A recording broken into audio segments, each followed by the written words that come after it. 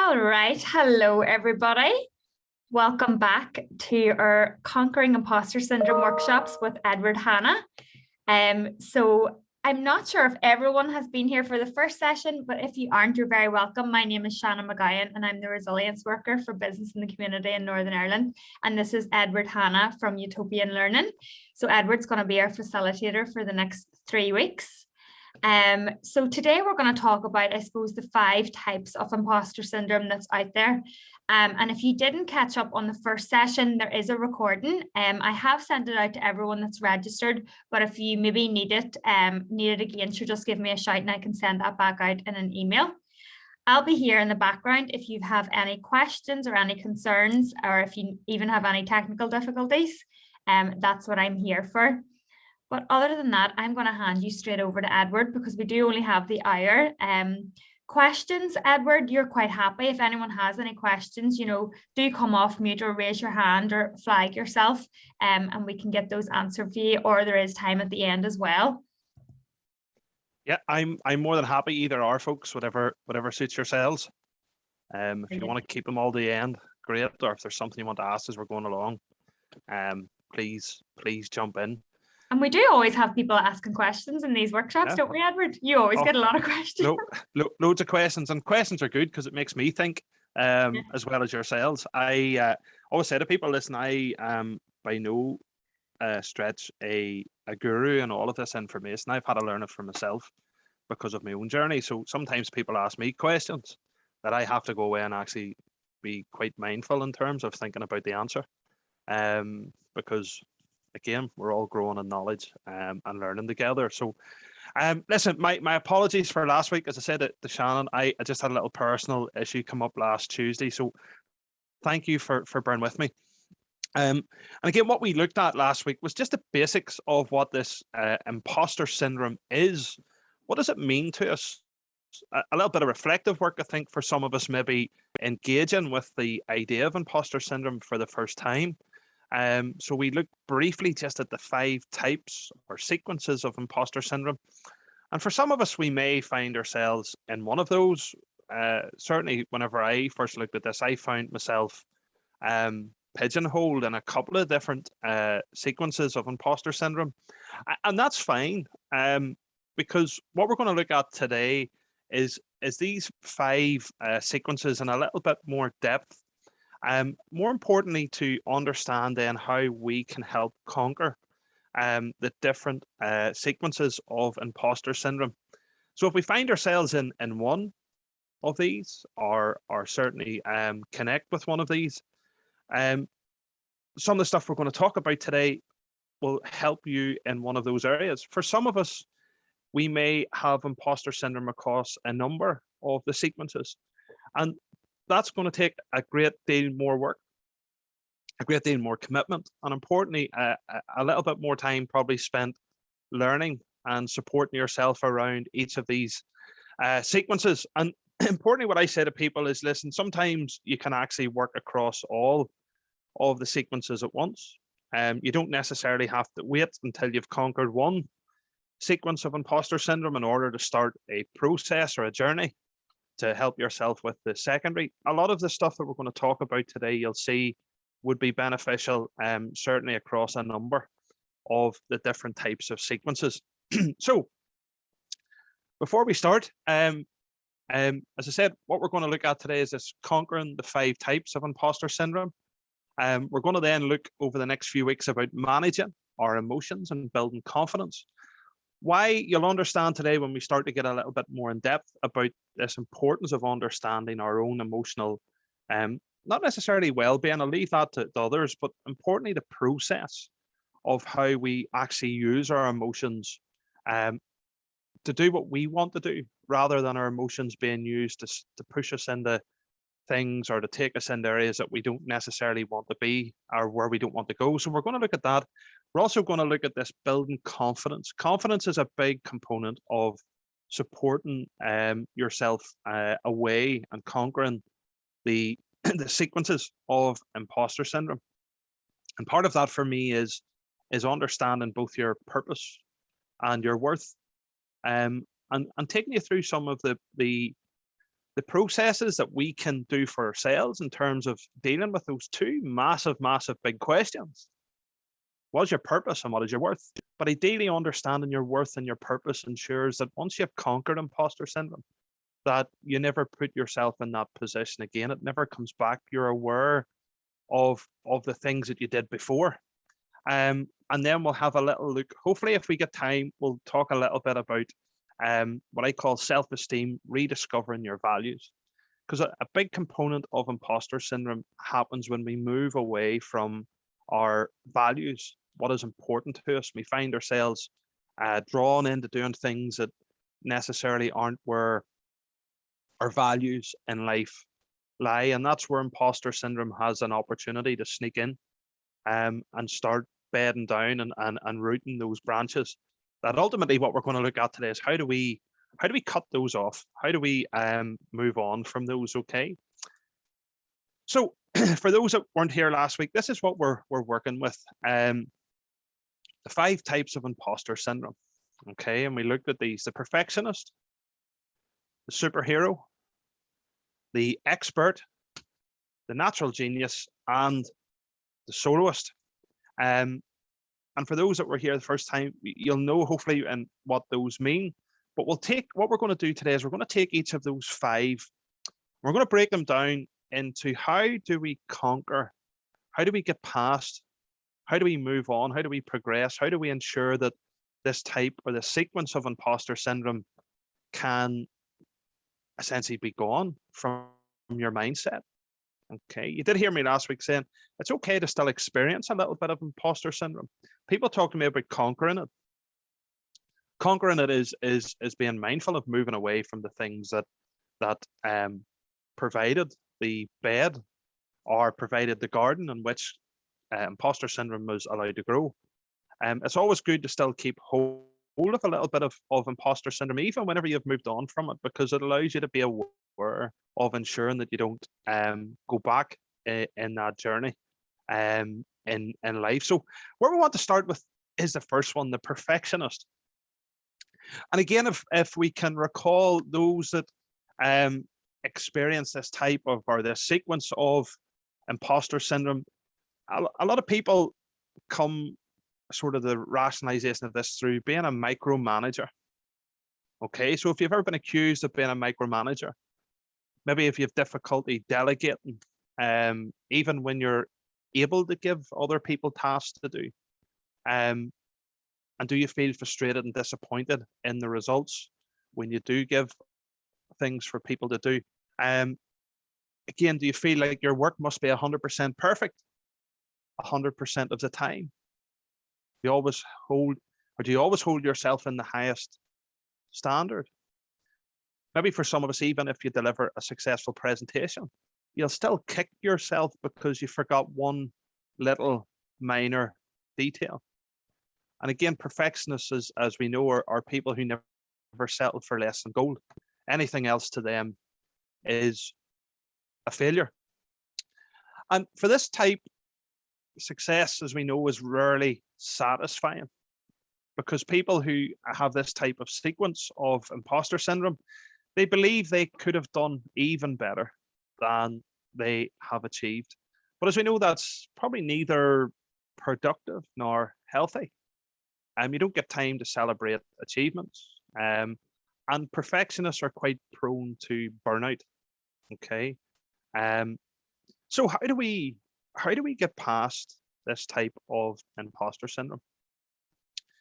For me, folks, if that's something that resonates with you, what one has to do is learn to take your mistakes in your stride.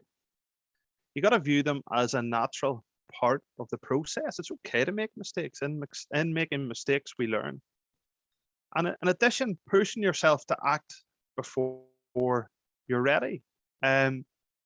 You might want to force yourself to start the project you've been planning for months, because the truth is there'll never be a perfect time and your work will never be 100% flawless. So the big part of moving past this is the sooner you're able to accept that life is not 100% perfect all of the time. then you'll be able to start moving forward. There's a method that we call, some of you may have heard this before, it's what they call GEQ. And people maybe think, what is GEQ? Well, it's what we call good enough quality. In other words, it's better to hand in something that's good rather than to strive for the best. Now, that's not to say we don't do our best, but if you're a perfectionist and with imposter syndrome, perfectionists want to spend more time preparing. So you've got to break that cycle with action. You've got to embrace what we call the non-perfect actions. Now, some of the ways we can do this is what I call imperfect affirmations. So whenever you're feeling like a perfectionist, try and keep a positive affirmation in mind. Try to say it's okay to be 75% done and not 100%, or it's maybe better to do well now than to wait and do it perfectly later. Two very, very positive affirmations that people with perfectionist imposter syndrome use day and daily. It's okay to be 75% done, or it's better to do it well than to wait to do it perfectly later. And what you got to do is repeat those affirmations daily, or choose from some other positive affirmations. And I said to Shannon, I'll put all of those online for you. And for people who maybe aren't sure, positive affirmations are words that you tell yourself to boost your mood or to attract positivity in your life, or maybe even to get closer to your goals. And these can be written down, listened to, simply repeated in your head. Okay. One of the other ones for me, for folks who are dealing with perfectionist imposter syndrome, is you'll see this little slide up here. You are enough, good enough. This is enough. I'm enough. Think about that. Good enough. This is enough. I am enough. And whenever I catch myself just wanting to make the icing on the cake perfect, I take a step back and tell myself, I am enough. That is one of the ways, one of the critical positive affirmations that people can use who have this type of imposter syndrome. The other one for me is, I'm grateful. Okay. You're grateful for you, you're grateful for others. I'm grateful to do this type of work. I'm grateful for everything I have in my life. So when I'm in a moment of calm or peace, I try to bring myself back to a state of gratitude. Actually, one of the big things about being a perfectionist imposter syndrome is that you never offer yourself gratitude. You've never done well enough. You're still trying to achieve and achieve and achieve. And actually, one of the biggest problems is when you meet people who come from this arena, or certainly fall into this zone, they never have gratitude for themselves because they always think that they're failing. So one of the things I say to people is try and get yourself to a stage where you're grateful for things around you. If you can't do you, start to think about the things around you, your health, your family. Maybe some of you have done really well, even your wealth. Look at the things that you've done. Okay, one of the big problems again in this mindset is you never see success. You never see the abilities and the capabilities that you actually have. So start by looking at that. You are enough and being grateful. The other little one that I like, which is maybe useful, there's a couple of other ones that I'll just say in this. You'll see to the left-hand side what I call the incomplete drawing. As you can imagine, as a perfectionist, the difficulty is you always want to get things 100% right and you need them finished. And a lot of the time you're pushing yourself beyond the boundaries of time. There isn't enough time to be perfect. So one of the little tasks I say to people to do, and it's so difficult actually for them to do, is to take out a pen and paper and start drawing with an idea in mind. It might be your house. Maybe you're like me, you're not very good at art. So the idea of drawing some Van Gogh type picture might be beyond your remits. I was a stick person at school, but think about something you can draw. Could be a person, your home, a musical instrument, anything that's really easy. And what I want you to do is to set a timer for 2 minutes and start drawing. Aim to get as much detail in as possible, but don't draw too quickly, okay? And at the end of your timer, take a look at your drawing. And if you got it finished, great. But the goal of the exercise is to embrace your unfinished work with what we call complete acceptance, okay? So again, I'll have more information on that online, as I said to Shannon. We'll dive into a few things here today that might help people. The other thing with perfectionists, of course, that is very useful for them to look at is realistic goal setting. Okay. Do you keep a list of goals? I know maybe talking to a lot of men here today as well. Do you journal? Do you keep a list of your goals? Do you keep your achievements in your brain, or do you put them on the fridge where you see them every day? Realistic goals. Take a look at them. Are they realistic? Are you trying to overachieve in the time in which you've committed yourself? So perfectionists have to work hard at trying to be realistic with yourself, your skills, and your deadlines. And this is why really perfectionists have to, if they're going to conquer imposter syndrome or the perfectionist side of imposter syndrome, there's a big piece of work in terms of self-reflection. Okay. In terms of what abilities do I have? Most perfectionists never see the abilities they have. They never see the skills. They never see the success. Journaling is a really important part of understanding you. But for me, goals are really important for perfectionists. You need to see that you're achieving. You need to actually physically see it. It's not good enough being stored in your brain. You have to find somewhere in your house where you might be able to look, not saying put it on the fridge where everybody can see it. I have friends who are perfectionists, imposter syndrome, and they put it on their fridge. And during lockdown, whenever they were doing Zoom meetings, everybody was looking behind them to go, "What's that on your fridge?" So you may not want to put it somewhere, but have it somewhere where you can see it. So your conscious brain says, "Do you know what, Sean, Kesh, Paul, you are achieving your goals." Okay, don't store them in here, because this little piece of kit will always convince you that you're not seeing your goals, you're not achieving, you're not successful. Visualization is really important when it comes to moving past perfectionist imposter syndrome. Okay. The next one is the superhero, superwoman. Okay, Superman. And since people here experience this phenomenon, they're convinced that they're phonies amongst their real colleagues. They often push themselves to work harder to measure up. Okay, we talked about this, but this is just a false cover up for insecurities, and the workload may harm not only their mental health, but also their relationships with others. Say to people, is that you? Are you the superhero, superwoman, superman?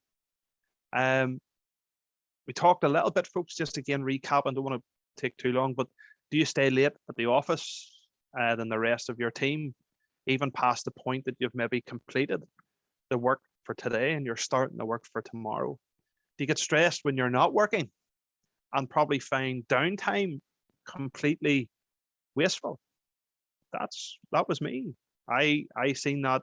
This is where I was pinched many years ago to understand I set in this zone.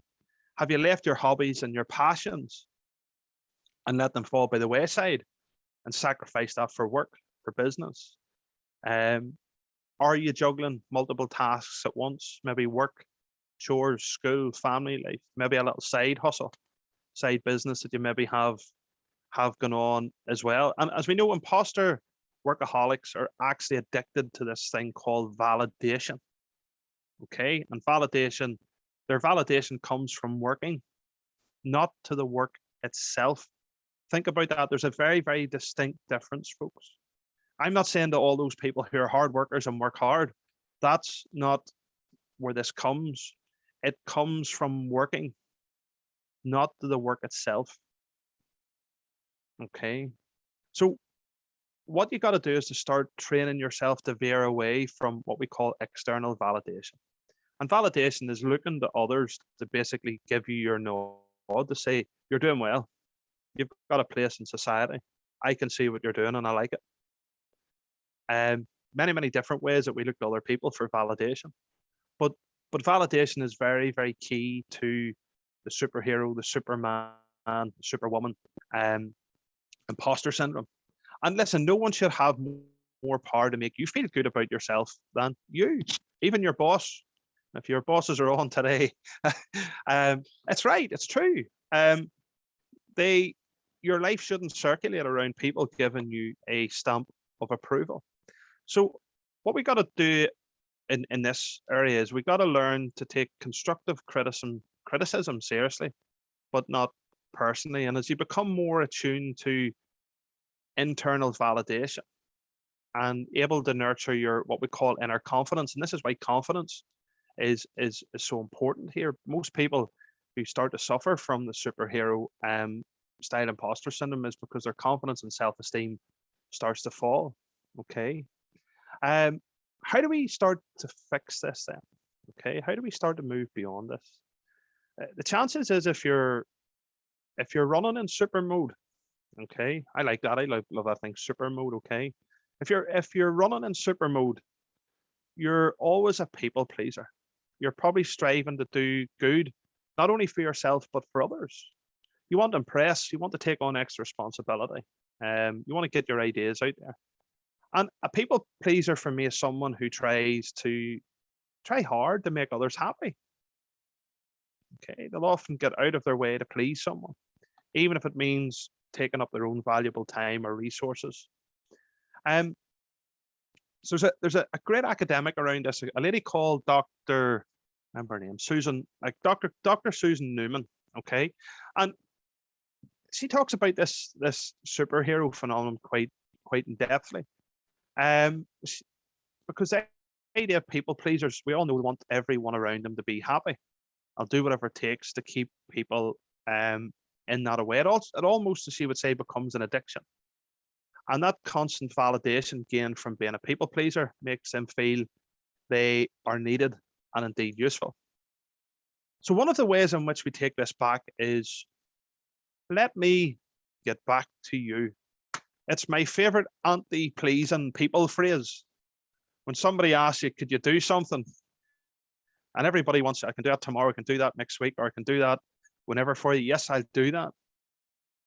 If you're in this arena, if this applies to you, this is going to be one of your most significant phrases that you need to say to people. Let me get back to you. Okay. It's extremely hard to say no to someone else's personal request. It's even harder when you're a superhero, a people pleaser. So when a friend asks you to help, maybe find a new outfit, okay, maybe use that as an example. You know, do you say yes, and do you agonize over the time that you're going to have to spend? Or maybe a colleague asks you to take part in their project. You'll say okay, but then immediately probably regret it. Then you're angry. Go from regret to anger. This is why we talk about emotion, how we manage our emotions, because they're key here, especially in this one. Okay, so it's critical for people pleasers, for superheroes, not to give an answer immediately. Again, this comes back to what we call the automatic part of the brain, the subconscious. If you've got superhero imposter syndrome, somebody asks you, just because I see Sean down there in the picture, Sean, I need you to help me with a project. And before Sean has even thought about whether he's got the time with his own work and his family and everything else, yes, I'll do that. It becomes instinctive, it's automatic. So one of the critical things that people in this paradigm of being a superhero, the most important thing you need to learn is not just, I'll get back to you on that. That's one of the ways in which you can help yourself. But when you're asked to do something, consciously bite your tongue hard. As soon as you're asked to do something, you're going to have to really bite hard on your tongue. You're going to have to retrain your brain not to say yes. So the best thing you can do for yourself is not to answer immediately. One of my business partners is a superhero, imposter syndrome, trying to help himself. I used to love it whenever you used to go out for the day and you come back and say, here's all the things I've agreed to. I was like, again, a real people pleaser. And in business and in small business, and we're part of business in the community, it's so hard to say no. Okay, but that's a rule that you have to set for yourself. Okay. Like some of the nice things you can do, you can tell people, listen, I'll get back to you, I just need to check my schedule. Do whatever you need to buy yourself some time with this, allow yourself some space, but you can do it in a polite way. The other thing, of course, the superhero struggles from is apologizing. I'm sorry. Chances are you've probably said sorry at least a handful of times in the past week. There's actually a great survey done by Coca-Cola of they did 4,000, they took 4,000 Londoners, okay, and they surveyed them. And people on average say sorry up to 7 times per day. So that's about 200,000 times in our lifetime. Our grand total, folks, of about 56 hours of our life, we say, I'm sorry. So there's nothing wrong with saying I'm sorry, but the big problem of being superheroes is that they apologize for things that aren't their fault. They take ownership of everything. So the next time you have to say no, say it with meaning, and don't apologize to people because you have prioritized yourself. Don't feel bad that you have something to take care of. I said sorry today out of manners because I wasn't available last Tuesday. But I'm very aware of not saying sorry all of the time. Okay. You gotta stand up for you. No one else will. The problem with superheroes is you always want to please. And one of the wonderful ways which we think we do that is through always apologizing for things that aren't necessarily your fault. And here's the thing, for those people who fall in that category, I'm not asking people to put their hands up, but I know you can do it. I had to do it too. It takes time to stop people pleasing. It takes time to start people saying, I'll get back to you. It takes time to stop apologizing for things that aren't your fault. But in the film, Rob Schneider, the water boy, remember, you can do it. Okay, you can do it. The next one then is the expert. Okay, so the first two down. Okay. You may not have fallen into the first two. You may have seen glimpses of yourself. And indeed, if you're not suffering from imposter syndrome, if it isn't something that's you can relate to, but you can relate to some pieces of it, some of this information I'm teaching you about is life skills that will benefit you both in business, if you're a business owner, and indeed if you're a manager or senior manager managing people. So again, some of that, some of this information can move across into other areas of life, both at home and in business. So what about the expert? Listen, the expert, if we recall, is the person who strives for more knowledge, more experience, and more awards, a little bit like the perfectionist to a certain degree. And even if they have success and maybe fame in their field, and the expertise, the reality is they don't believe they have enough. This is a bit, if you remember, we talked about, this was the 1978 study where an American psychologist studied women in business in America for the first time.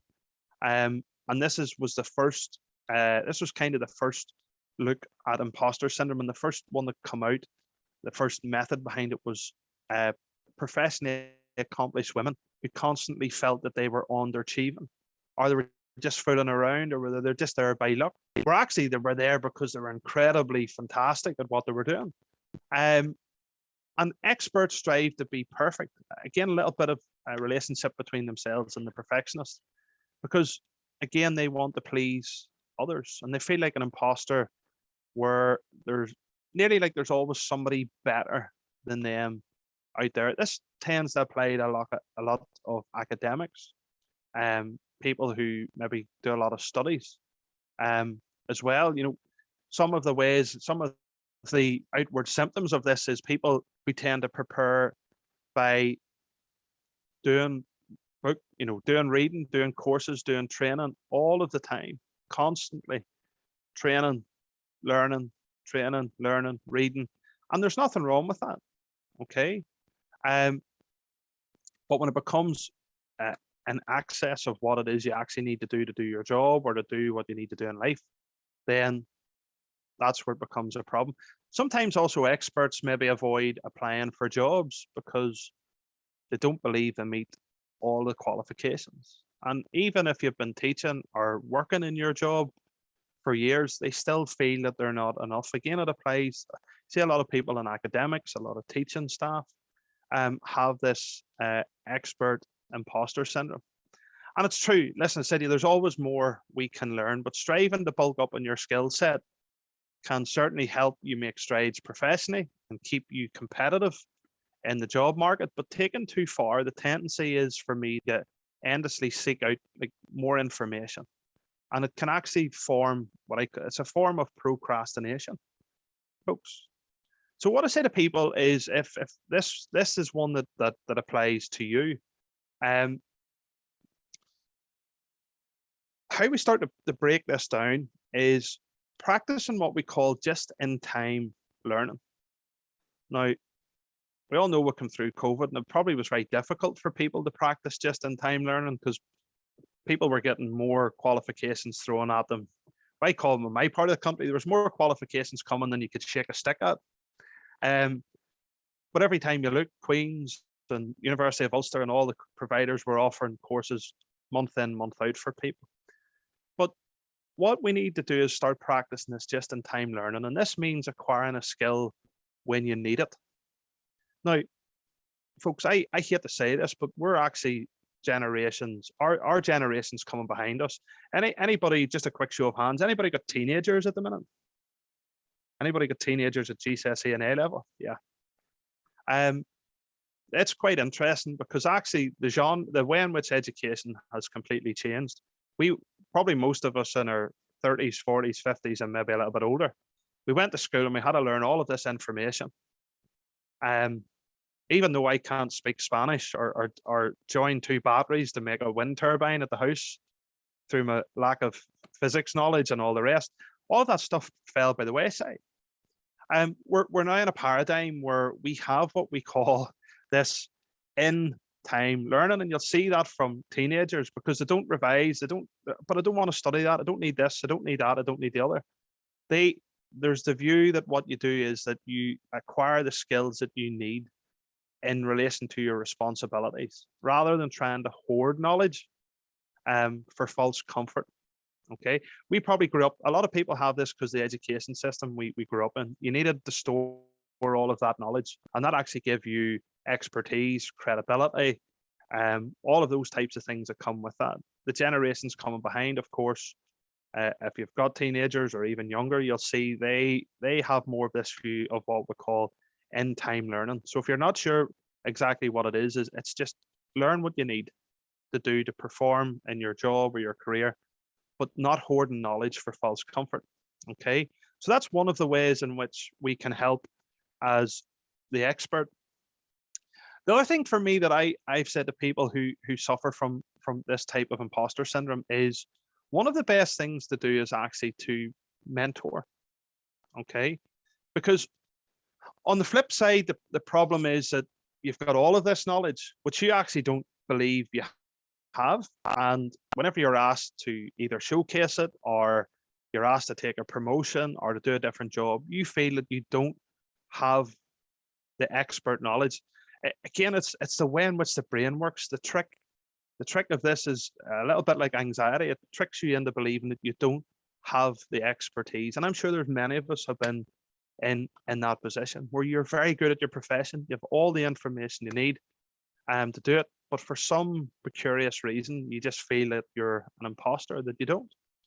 So one of the things I say to people in terms of trying to move forward with this is to become a mentor. Okay. Mentor a junior colleague in the workplace, even volunteer.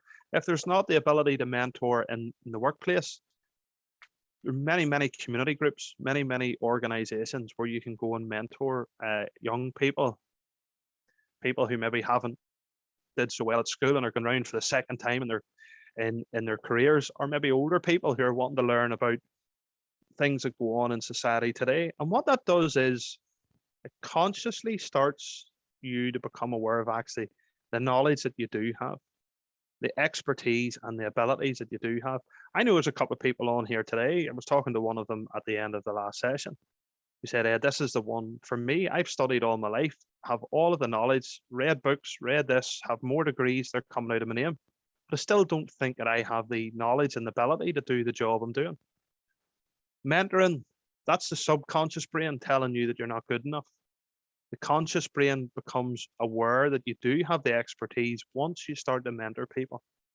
Once you actually start to see that coming out into other people. When people turn around you and go, that's amazing what you told me, or what you've told me I've went to put into practice and it's helped me so much with my life. That's one of the best ways that those that have expert imposter syndrome actually start to believe in themselves and become aware of the fact that they do have ability. It's so sad to see somebody who has this, folks. I've worked with people for years who have it and just don't believe in themselves. So mentoring is one of those fantastic ways where the brain, the conscious brain, starts to actually become aware that I do have these either academia or life knowledge or skills which I can pass on to other people. And then you start to learn that you do have that. Okay. The last two we're going to look at then, folks, today is the penultimate one is a natural genius. And I know, listen, I'm talking to loads of natural geniuses today, but if you think, remember, go back to look at this concept of where this comes from, is maybe if you think you should always be smart or be the fastest learner or excel at everything you're taught, then that might be where you fall into this phenomenon. And it's often people who are hard workers, high achievers, indeed a little bit of perfectionism comes in here too, who are most likely to feel like frauds. Okay, remember, imposter syndrome is what we call other areas fraudulent syndrome. Natural geniuses have a tendency to look at the pros in their field and wonder why they're not there yet. You see this a lot in the workplace as well. People who have the opportunity to excel, but look and they go, I'm not on the promotional ladder. I haven't reached the level in which I think I should. And the difficulty here sometimes, as we know and we've talked about, is the natural genius sets their internal bar impossibly high, just like perfectionists. But for me, folks, natural genius types don't just judge themselves based on the ridiculous expectations sometimes. They also judge themselves based on getting things right on the first try. And when they're not able to do something quickly or fluently or to the level which they would like to do it, that's whenever the alarm bells start to sound. Again, we looked at natural geniuses. What are some of the traits? Maybe people who excelled through life, through school without much effort. You maybe always get straight A's or gold stars. Maybe you were frequently told as a child that you were the smart one in your family or your peer group. Big one for me is maybe disliking the idea of having a mentor because you can handle everything in life on your own. But importantly, some people in this area, when they face setbacks, their confidence tumble because not performing provokes the feeling of shame. Listen, how do we move past this? Well, folks, trying to see yourself as a work in progress. You always hear me whenever I talk to people, I make sure that this never comes in because I always say to people, listen, I, like everybody on here today, is a work in progress. I am not a perfectionist. I'm not a phantom of all knowledge. The natural genius has to try to convince themselves that they are a work in progress. Accomplishing great things, as we know, involves lifelong learning and skill building for everyone, even the most confident people. I was about confidence when we look at this. I put up a little slide about Boris Johnson and I show him at the dispatch box and I say to people, does he look confident? And of course, everybody goes, yes. And then if you remember the little picture of him in London hanging from the zip wire with 2 Union Jacks in his hand, I go, does he look confident now? And then if you remember when he was on the international trade missions, and that was his department he was working in. Do you remember the little Chinese lad that he knocked over playing rugby and fumbled and hit the ground, and the two of them sparked out on the ground? Again, did he look a confident person? No. So he's actually a person that's quite interesting to focus on, not for maybe his politics, but actually this view that if you actually watch when he does hit that confidence thing, rather than beating himself up, he seems to be able to dust himself down, okay, move on. And most people probably think Boris is a natural genius. But he's a great example of actually how a natural genius has to move on rather than beating themselves up when you don't reach the impossibility or the impossible high standards. You got to identify those changeable behaviors that you can improve over time. So, for example, if you want to have more impact at the office, it's much more productive to focus in on how, maybe your presentation skills than swearing off or speaking up in meetings or something that's not maybe you. The other way in which we can look at it is to try and overcome this genius complex is to try and cultivate a growth mindset. Okay. And what is a growth mindset, folks? This is really important. And indeed, this information, as I say, helps both with the natural genius imposter syndrome, but may also help you with anxiety. It might also help you a little bit with your mental health, but it might also help you with your focus in life. But it's really important, the natural genius, that they don't know everything. Okay. The opposite, of course, is the fixed mindset. And that's where people believe that they are born with talents or skills rather than earn them or grow into them. So the growth mindset is the belief that with effort, you can improve your abilities, your skills, and indeed your talents. And when you've got a growth mindset, you'll start believing in the power of putting in nearly what I would call concentrated effort towards your goals. You see, the funny thing is, folks, this happens to adults. We forget how to learn. As kids, we were constantly in school experiencing things for the first time and forced into daily learning situations. And as adults, we are often doing the same job day after day, probably rarely given new tasks, and our learning muscles atrophy it. Okay, so they actually start to close down. Think about that. If you're a manager, if you're working with people, are you asking people to do the same job day after day? Are you giving them the same tasks? Because the atrophy of the learning muscles start to flip down. And I want to flip it on its head with you, because just because you're out of school doesn't mean you have to stop learning. So moving away or moving towards this growth mindset is really, really important.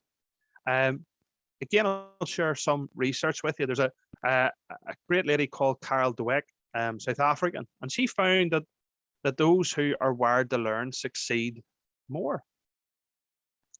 And further, our brains are in a constant flux of change when we learn. And this happens, folks, throughout our lifetime. Dweck also goes on to describe individuals who have fear of change and individuals who embrace and seek change as living in a different psychological world. So, for me, natural genius is the best way in which you can help yourself is to realize that regardless of your schooling, regardless of where you've got to in life, some of the great concepts, and again, I'll share some of this stuff with you online, but one has to open their brain up to, and their mind and their conscious awareness that you don't know everything in life. And this is the main difference between natural geniuses who have a fixed mindset and where we've got to get them to, which is a growth mindset. How can we help folks? I really enjoy this one. It's one of the ones that probably is understood in a great more depth. And again, think about this. A lot of the science behind this has really only progressed from about 1992 onwards. So it's still quite young in terms of how do we conquer and overcome imposter syndrome. But one of the ways which is really important and for natural geniuses is how do we actually start to bed in this growth mindset? So if you haven't got imposter syndrome, it's natural genius. Actually thinking about how do we change the way in which we learn? Okay, we all probably grew up in a schooling system, as I said earlier, where we learned loads about loads of different subjects. What I have an opportunity to do is I get people to question themselves, how do they learn? How do you learn today? Do you go to university courses? Okay, useful. But do you do audiobooks? Do you do YouTube? Do you do in-person classes? Do you do videos? What type of experiment are you doing with learning yourself? Have you got a learning partner? Are you learning with a group? Have you got a mentor and a tutor in life?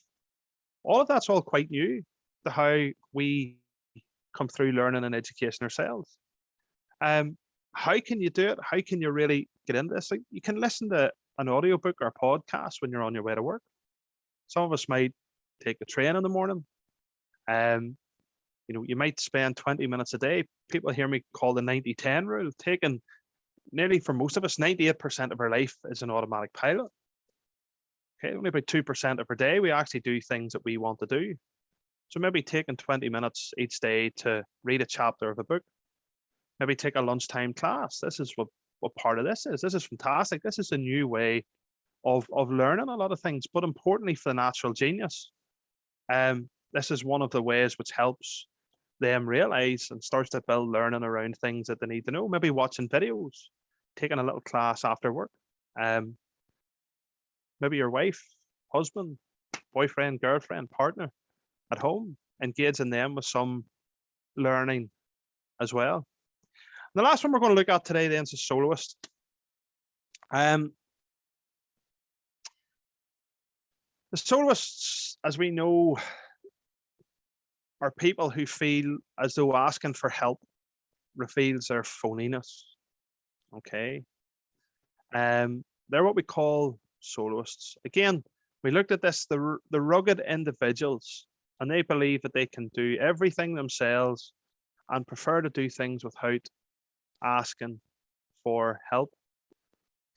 And listen, it's okay to be independent, but not to the extent that you refuse assistance so that you can prove your worth. Think about that. That's the key thing.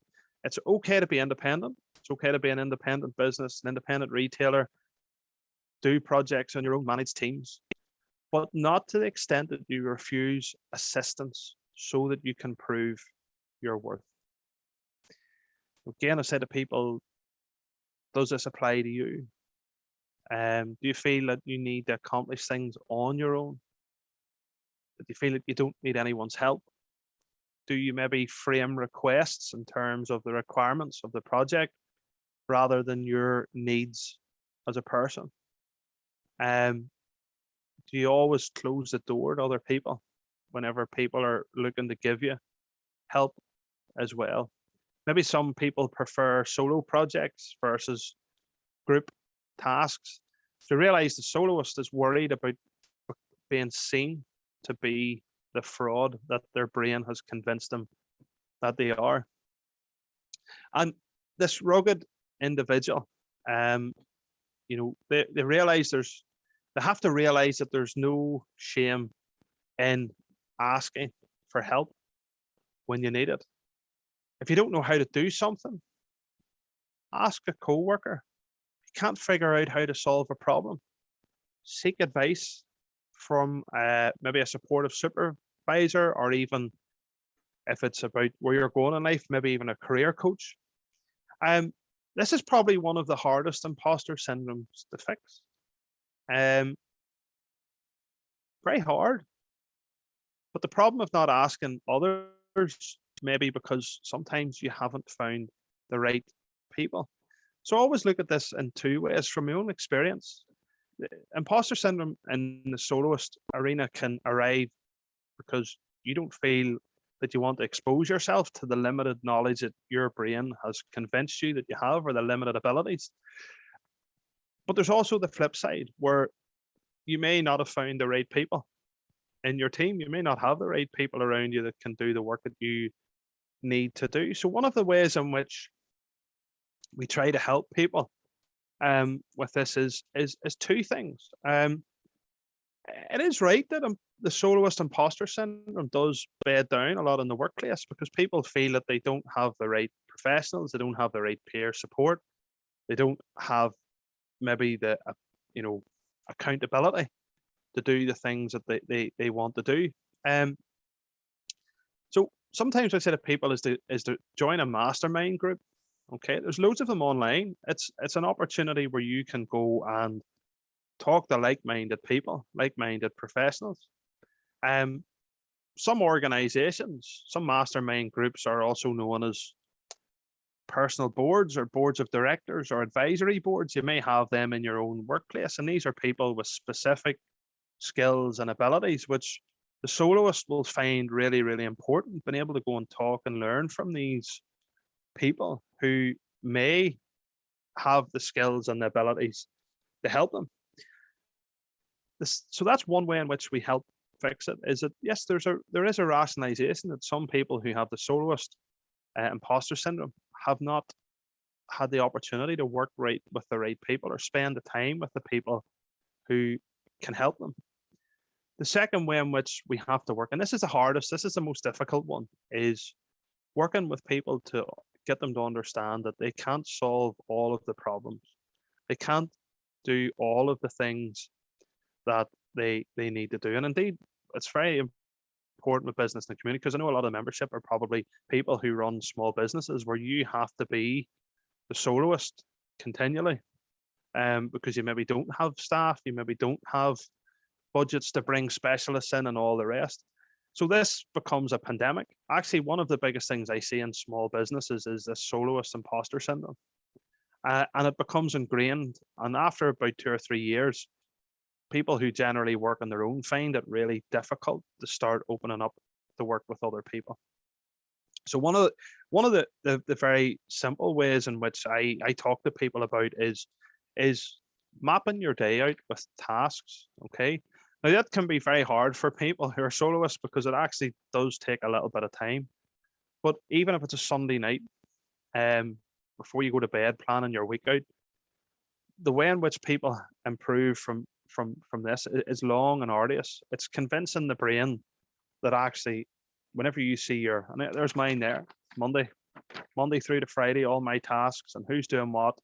And it took me time to actually start, instead of putting my name beside stuff, I realized that I couldn't do everything in a week. I was putting myself under that constant pressure of trying to do everything myself. And when you're dealing with it in your brain will always, whether it's your ego or imposter syndrome, will convince you that you're fine. You've got this. You don't need other people. The one thing that I want to try and convince you of today, all of these types of imposter syndrome require one thing to start with. It requires you getting stuff out in the paper. Okay, the reason why you have imposter syndrome is trying to convince yourself using your brain, and usually the automatic part of your brain, or sometimes a lot of us, the anxious part of our brain. And one of the things we got to do is get stuff down in writing. Let the conscious brain see exactly what it is you're doing. Let the conscious brain see your skill set, what you are worth, what your goals are. But importantly, with the soloist, you've got to let your conscious brain see that here's all the work that needs done. Here's all the time that I have today in which to achieve that work. So the conscious brain becomes aware that actually you can't do all this on your own. You need to ask for help. And it's only then that people start, you've got to get into a routine of doing this. And again, the imposter syndrome after a couple of weeks of doing this, folks, will tell you, listen, that's grand. You don't need to do that anymore. You've got this sorted. It's all right. You can go back to using this little piece of kit above your shoulder, I can reassure you that the best way a soloist with imposter syndrome moves forward, it is hard. It's takes time, months and months and months of hard, arduous work to reprogram the brain that actually you need other people to take on tasks. Even if you're working on your own, there might be some people here today who are single businesses working on their own. Even if it's a son or a daughter or a family friend who says, listen, I see you okay, you feeling all right? I'm under pressure at work. And you know what they'll say? Listen, is there anything I can do for you? And the one thing I love about the culture of the people in this little part of the world is whenever people say, can I help you? They genuinely mean it. People do want to help. So one of the other things I say to people about being a soloist is being open to receive. The soloist always is giving. You have to be open to receive. When somebody says, once you start doing this, the next person who says to you, Anne Marie or Paul or Prismal, anybody there who says to you, is there something I can do for you? Or could I help you with that? Should it be your son, your daughter, your wife, your partner, your girlfriend, your next door neighbor, somebody at the golf club, somebody at the swimming pool, somebody at the gym, say yes, please. Say yes, please. As people know, I'm a big believer in Mother Earth. And for being a soloist, whenever somebody says, can I help you? That's Mother Earth knowing that you're struggling and you do need help. So the next time somebody says it to you, be open to receive that bloody gift and don't say no. Even if you think the person doesn't have the skills and doesn't have, that's your brain telling you, even before you know that that person ain't going to be able to do what you can do. And that's the biggest problem that a soloist have, is convincing themselves that other people can do and help and do the level of work that you can do. So the next time somebody says, can I help you? Or is there anything I can do for you? Or here, throw that over to me. My next door neighbor is an accountant. I always try to do my own accounts. And this year she says, Ed, can I help you with your accounts? I went, yes, please. I'm always learning, folks. I'm like yourselves. The thing is, I'm aware of all of these now. I don't fall back into the traps of my own self-worth. But importantly for soloists, and there might be some people here today who are running their own businesses or running small teams, if somebody says, doesn't matter who around you, can I help you?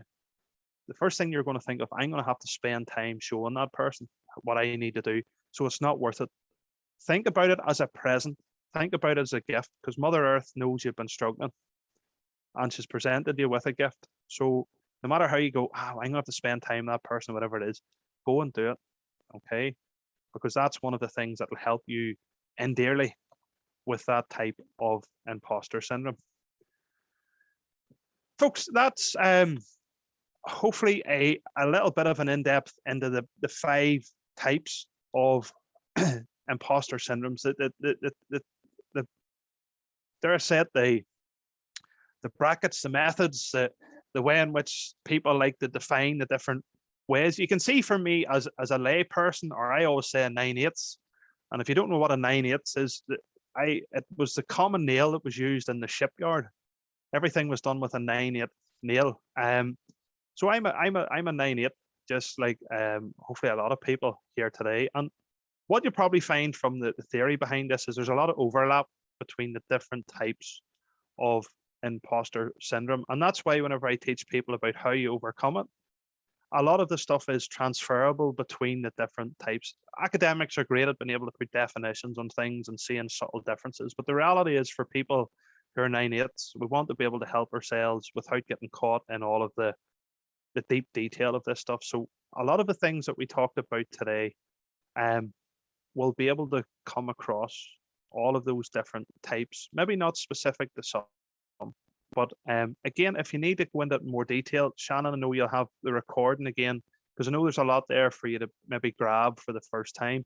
And then with other resources and stuff that we can help guide people on, that's online there for you as well. And the last thing, I'm happy to have a chat with people as well, and give you my own tuppence worth if it helps, if you're on your own journey too. But listen, thank you for today.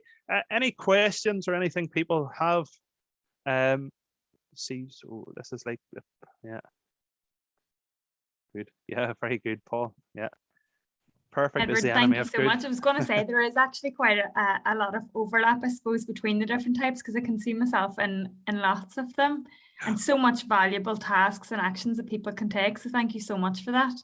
Really, really wonderful stuff. Thank you. Anybody, any questions or anything? Just to know you have taken a time out from your lunch, but I'll just stop the recording as well there. Just okay.